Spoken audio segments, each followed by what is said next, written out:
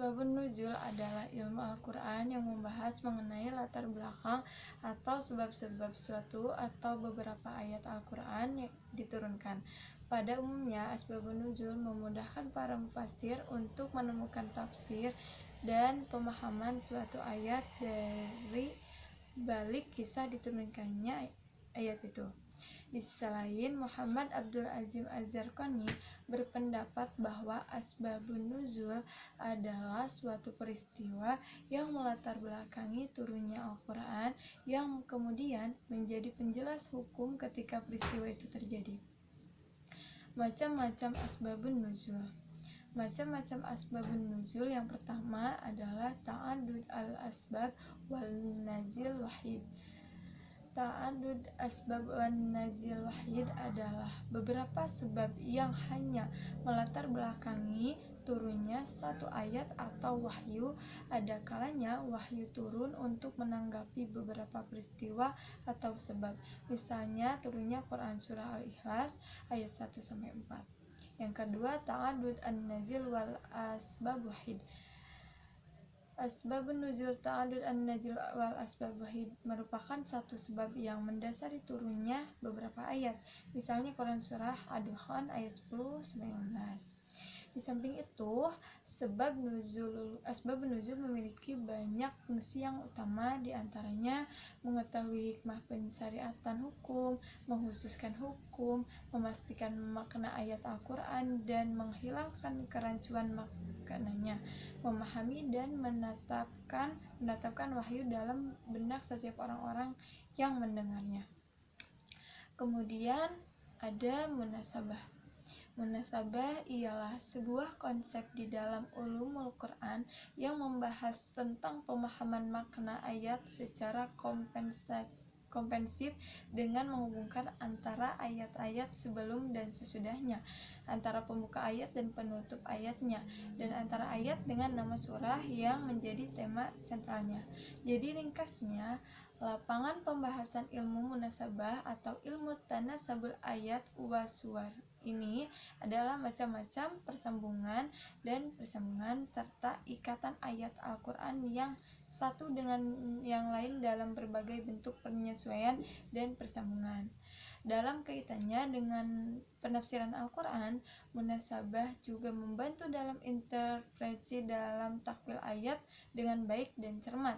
Di antara para mufassir menafsirkan ayat atau persambungan serta ikatan ayat Al-Quran yang satu dengan yang lain dalam berbagai bentuk penyesuaian dan persambungan.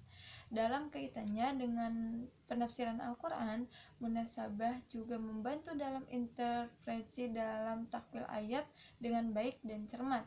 Di antara para mufassir menafsirkan ayat atau surah dengan menampilkan asbabun nuzul ayat atau surah.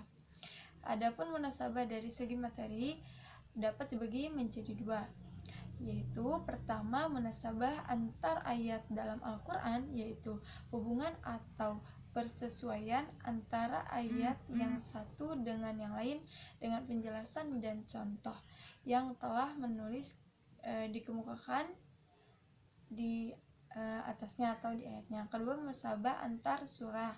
Dalam hal ini, munasabah antar surah dalam Al-Quran memiliki rahasia tersendiri. Ini berarti susunan surah dalam Al-Quran disusun dengan berbagai pertimbangan logis dan filosofis.